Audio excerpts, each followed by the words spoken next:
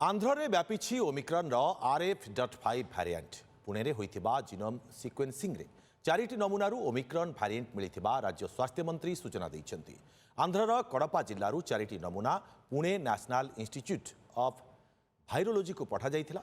सेथिरे omicron RF.5 variant मिली। यापर राज्य में आहुरी कड़ाकड़ी होईछि Covid मुकाबला प्रस्तुति। राज्य में एजाएं 16 जन कोविड आक्रांत चिन्हट होता बेले 4 जनकर मृत्यु होईछि।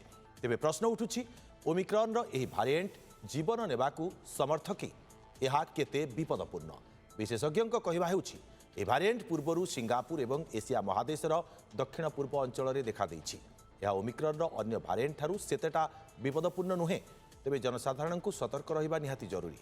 विशेषकर वरिष्ठ नागरिक, गर्भवती महिला एवं डायबिटीज, उच्च रक्तचाप और किडनी रोग में आक्रांत गुरुतर हेबा आशंका रही।